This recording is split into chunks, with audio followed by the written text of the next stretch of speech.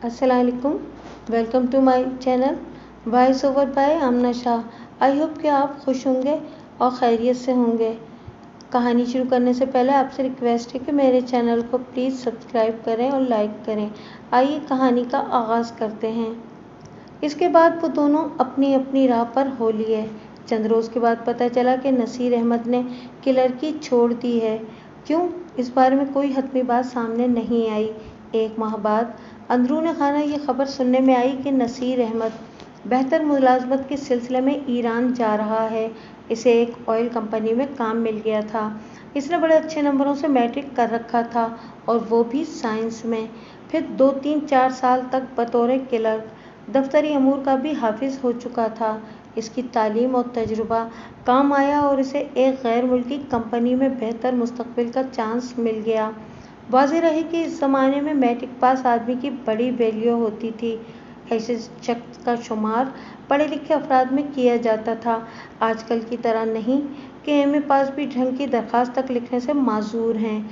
जितनी तरक्की हमने तालीमी मैदान में की है, शायद ही किसी और शोबे में की हो।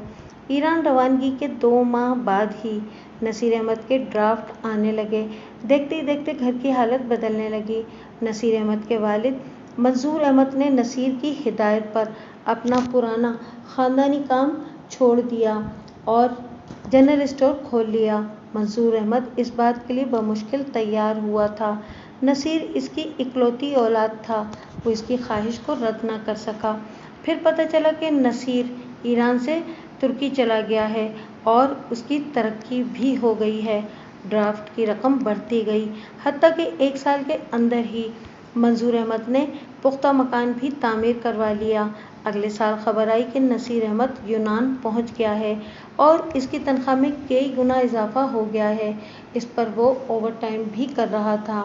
नसीर को बैरून मुल्क गए 1.5 साल हुआ था कि मंसूर अहमद की हालत ही बदल गई। अब वो मंसूर मोची नहीं बल्कि माशरे का एक बाइज्जत फर्द बन चुका था। उसका जनरल स्टोर दिन दूनी रात चौगनी तरक्की कर रहा था। इस दौरान में जाहिदा के रिश्ते आते रहे और वो नसीर से किए हुए वादे के मुताबिक अपनी तालीम का उज़्र पेश करके इस सिलसिले को टालती रही। उसने अपने वालिद से कह दिया था कि जब तक वो ग्रेजुएशन ना कर ले, शादी के बारे में सोच भी नहीं सकती। वो ये देखकर बहुत खुशी महसूस कर रही थी कि नसीर अहमद की माशरती हैसियत और रुतबा बड़ी तेज़ रफ्तारी से बढ़ रहा था।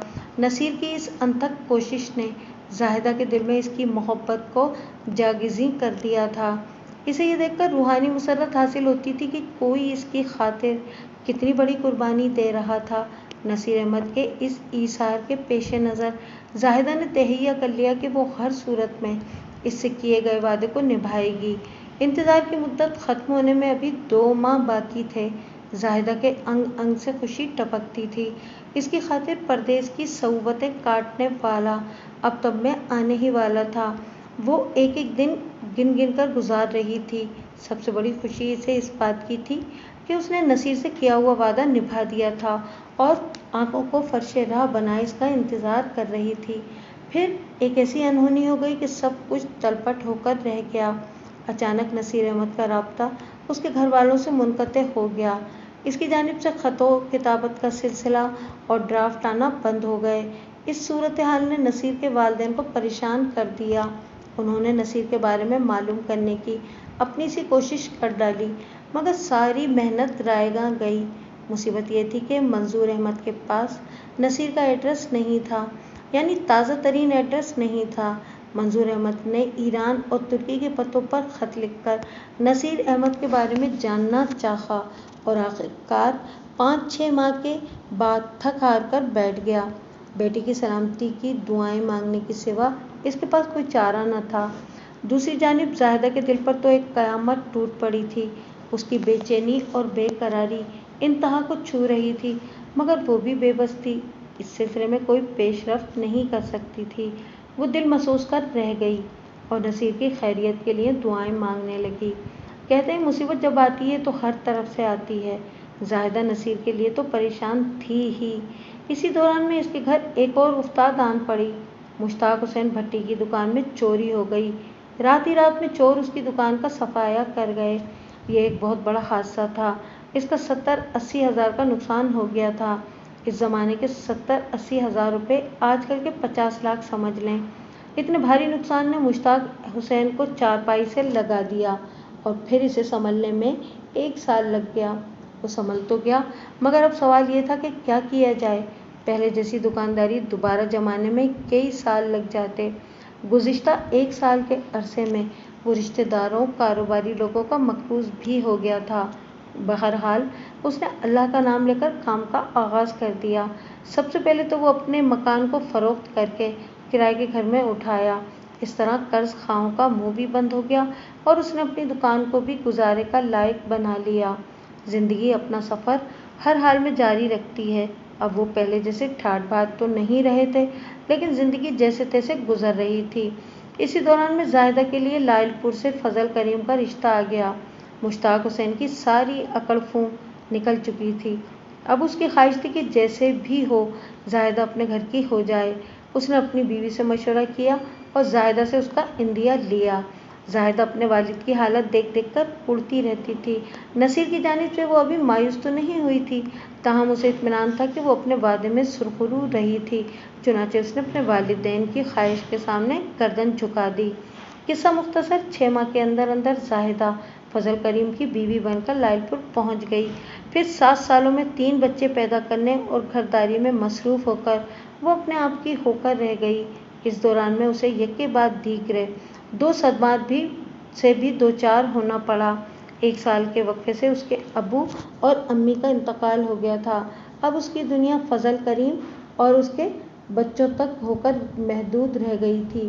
اس دوران میں نصیر احمد اسے بھولے بھٹکے سے بھی یاد نہ آیا۔ ویسے بھی نصیر احمد کے لیے اس کی محبت میں وہ شدت نہیں رہی تھی جو نصیر احمد اس کے لیے رکھتا تھا۔ اب خالی اس کا لاہور جانا ہوتا تھا، وہ بھی فضل کریم اور بچوں کے ساتھ۔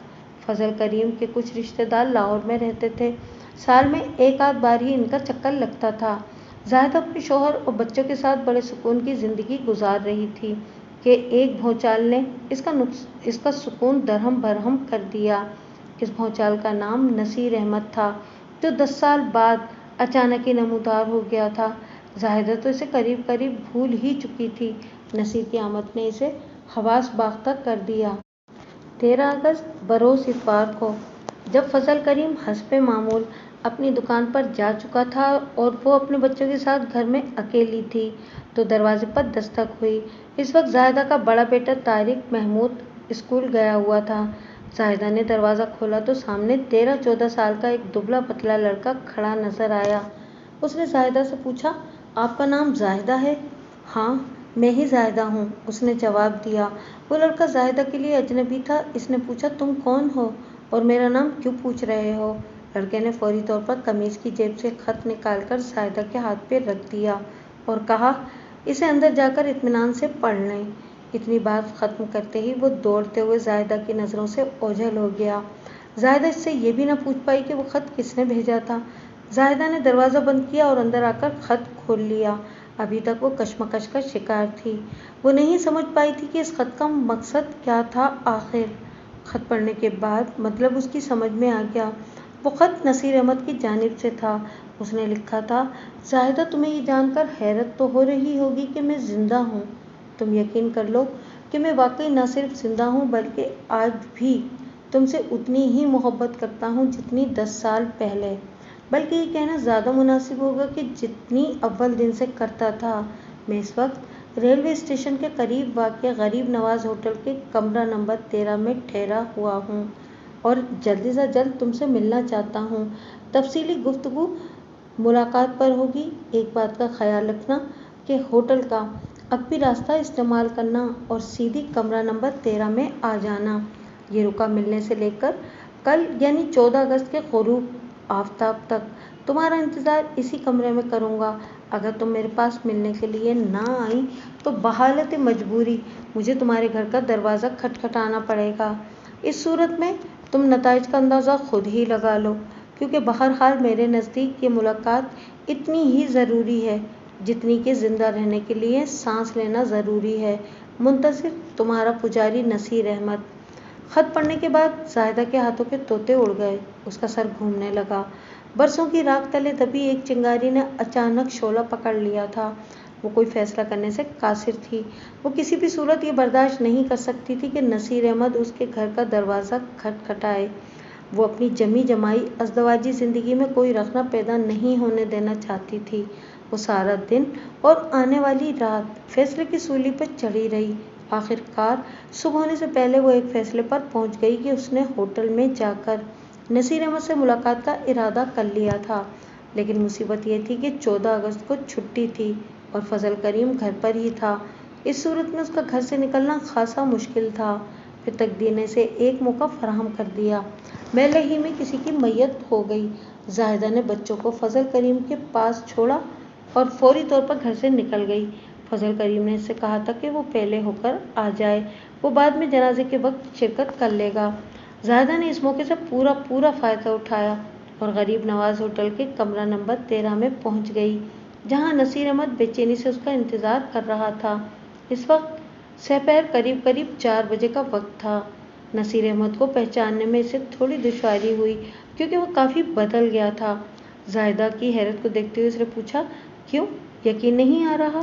میں وہی ہوں، وہی نصیر جو اس معاشرے کا معزز انسان بننے کے لیے 10 سال پہلے ملک سے باہر چلا گیا تھا۔ مجھے یقین آ گیا ہے کہ تم وہی نصیر ہو، زاہدہ نے سنجیدہ لہجے میں کہا۔ یہاں کیوں آئے ہو اور مجھ سے کیوں ملنا چاہتے تھے؟ جو کہنا ہے جلدی سے کہہ ڈالو، مجھے واپس بھی جانا ہے۔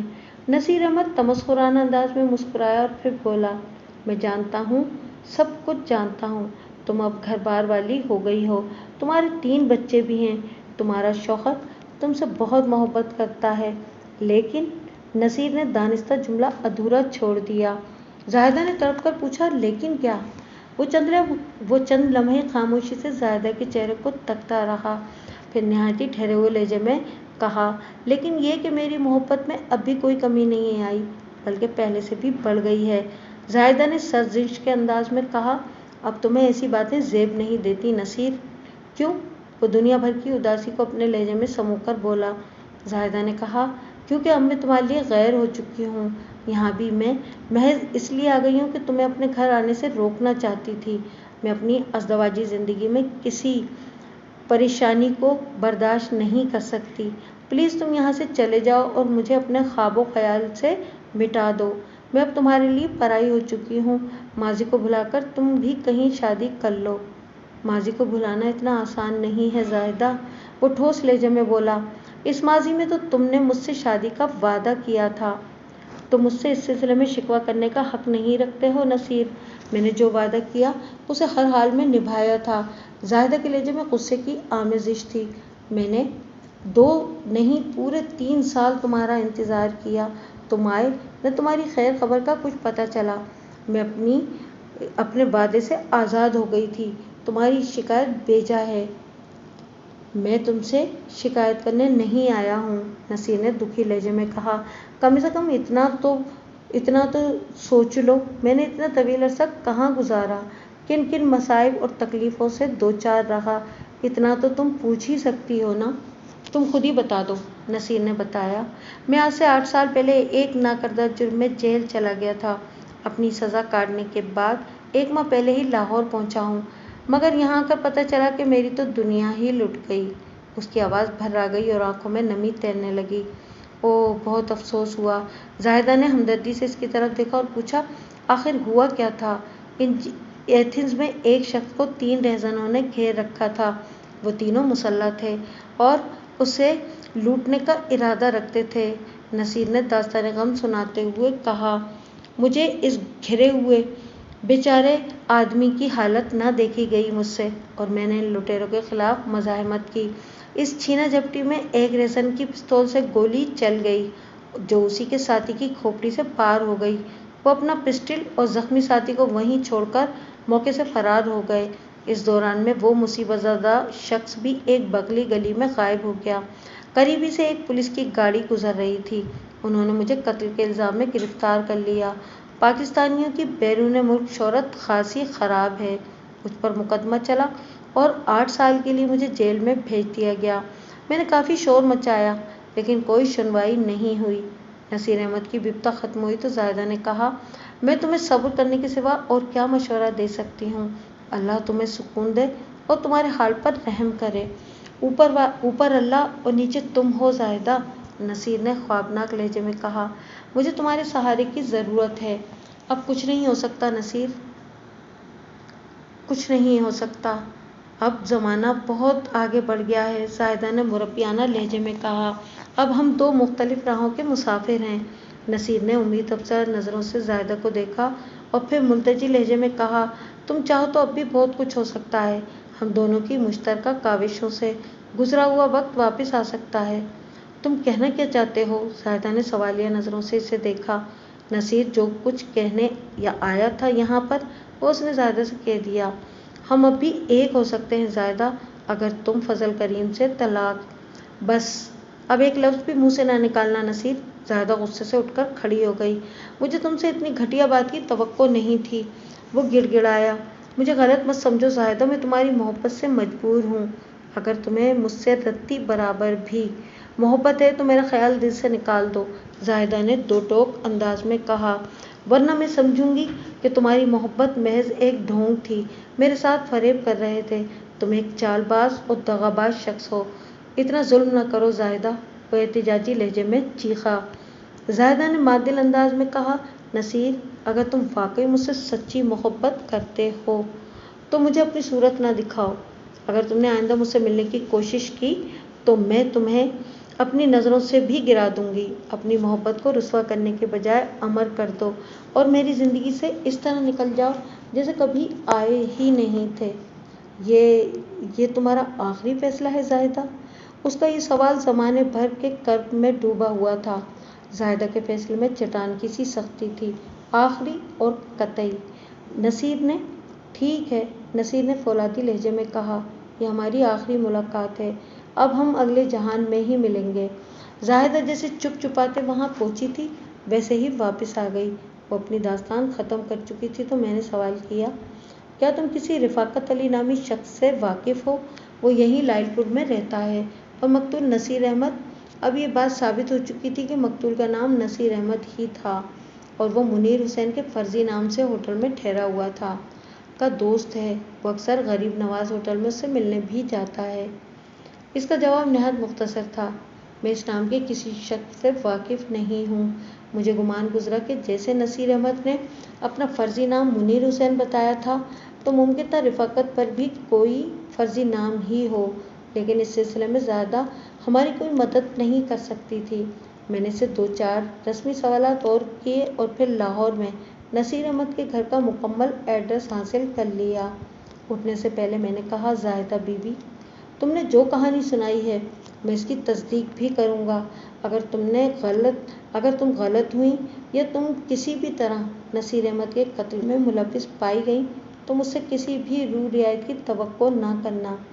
ہاں البتہ اگر تم واقعی بے گناہ ہو تو تم پر میں ایک حرف بھی نہیں آنے دوں گا، زاہدہ نے پر اعتماد لہجے میں کہا۔ آپ جیسے چاہیں اپنی تسلی کر لیں، جو سچ تھا وہ میں نے آپ کو بتا دیا ہے۔ ایک لمحے کو رک کر اس نے اضافہ کیا، ان تمام واقعات کا میرے شوہر فضل کریم کو پتہ نہیں چلنا چاہیے، ورنہ میری گھریلو زندگی زہرناک ہو جائے گی۔ اس کی تم فکر نہ کرو، میں نے اسے تسلی دی، مجھے تمہاری پوزیشن کا احساس ہے۔ ہم اٹھ کر جانے لگے تو زاہدہ نے کہا، ذرا ٹھہر جائیں، میں پہلے گلی میں جھانک کر دیکھ لوں۔ اس نے بڑی معقول اور عقل مندی کی بات کی تھی۔ تھوڑی ہی دیر بعد اس نے آ کر کہا، آ جائیں جلدی سے۔ اتفاق سے اس وقت گلی میں کوئی بھی نہیں تھا۔ ہم فوری طور پر گھر سے باہر نکل آئے۔ ہم تھانے پہنچے تو 6:30 بج رہے تھے۔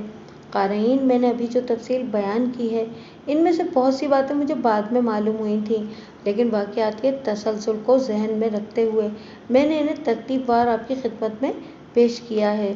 دوسرے روز میں ایم نذیر عنایت اللہ ٹرانسپورٹ سروس کی ایک بس میں بیٹھا لائل پور سے 90 میل دور لاہور کی جانب رواں دواں تھا۔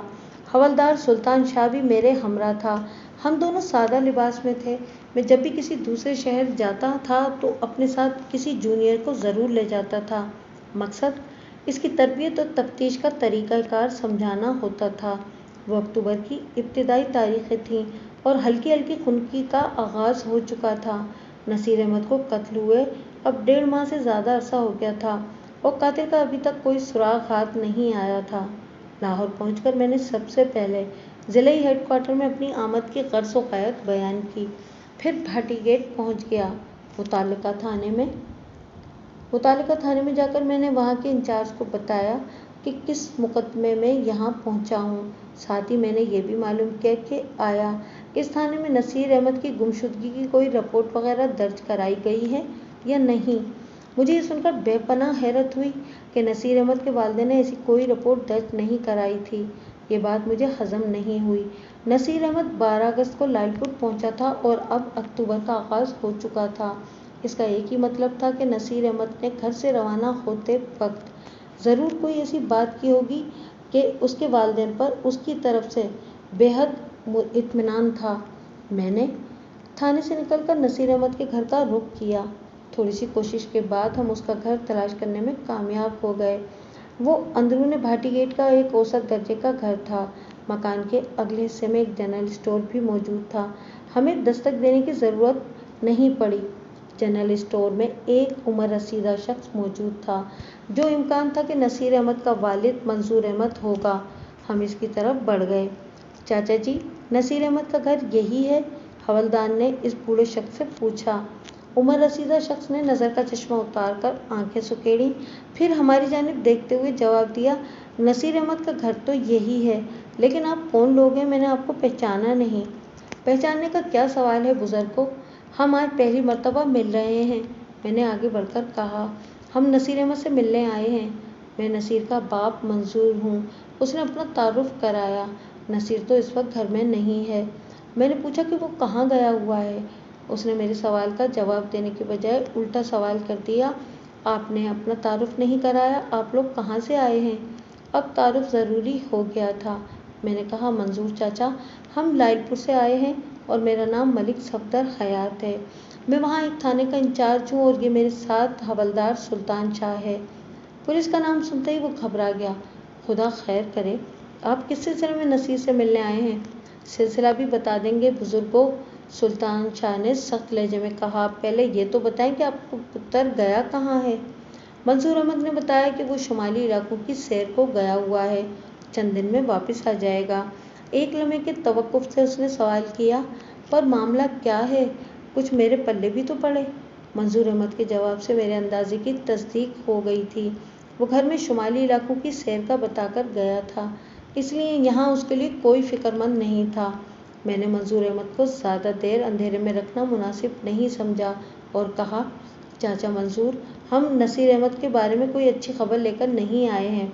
ठहरें, अंदर बैठकर बात करते हैं, उसने जल्दी से कहा, फिर घर के अंदर चला गया।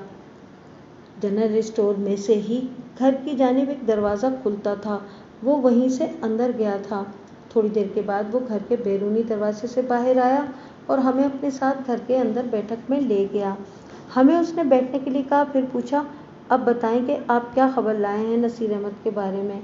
मैंने पूछा, क्या आपको पूरा यकीन है कि वो शुमाली इलाकों की सैर को ही गया था? मुझे तो वो यही बता कर गया था, मंजूर अहमद ने कहा। इसे क्या हुआ है, आप बताते क्यों नहीं? क्या हुआ है? मैंने कहा, मंजूर चाचा, आपका बेटा शुमाली इलाकों की सैर को नहीं गया था। वो 12 अगस्त को सीधा लालपुर पहुंचा था। लालपुर? मंजूर अहमद ने ज़ेरे लब दोहराया, पर वो वहाँ क्या लेने गया था? इसी वक्त एक उम्र रसीदा औरत बैठक में दाखिल हुई। बाद में मुझे मालूम हुआ कि वो मकतूल नसीर अहमद की माँ दिलशाद बेगम थी। उसने आते ही मंजूर अहमद के सवाल का जवाब दिया। उसका मतलब था कि वो दरवाजे से लगी हमारी गुफ्तगू सुन रही थी। इसी के पीछे गया होगा जिसने हमारा घर उजाड़ दिया है, दिलशाद बेगम ने कहा। मुझे तो पहले ही शक था कि वो सैर का बहाना कर रहा है। तुम्हारा मतलब क्या है भलिए लोगे? कहीं तुम जाहिदा की बात तो नहीं कर रही हो? मंजूर अहमद ने ख्याल आराई की। दिलशाद बेगम ने थोड़ी देर जाहिदा को जली कटी सुनाने के बाद कहा, वो तो है ही मनूस, अपना घर भी उजाड़ा, दूसरों को भी मुसीबत में डाल गई। लो कर लो गल। इसके बाप की दुकान को चोरों ने लूटा, हज़ारों रुपए का सोना ले गए, फिर दोनों मियाँ बीवी आगे पीछे इस दुनिया से भी चले गए, फिर हमारे नसीर को भी दर बदर खाकिस्तर कर दिया। वो इस कलमोही की खातिर मुल्क से बाहर न जाता तो ना इस पर बुरा वक्त आता और ना हमें ये दिन देखना पड़ते। مجھے تو اس خبیث کی صورت سے ہی نفرت ہے۔ خواہ دوسروں کی برائیاں نہیں کرتے بھلی مانس۔ منظور احمد نے بیوی کو روکا۔ خدا ناراض ہوتا ہے۔ وہ ہاتھ ہوا میں ہلاتے ہوئے بولی، تمہیں تو کسی چیز کا پتہ ہی نہیں ہے منظورے، پتہ نہیں کس دنیا میں رہتے ہو۔ دیکھو کیسا اپنا غلام بنا کر رکھ دیا ہے میرے پترے کو۔ 10 سال کے بعد اس کی شکل دیکھی تھی، 1 مہینہ بھی پورا نہیں نکالا یہاں، اور اس کمینی کے پیچھے چلا گیا ہے۔ ہم نے بہانہ کر دیا کہ سیر سپاٹا کرنے جا رہا ہے۔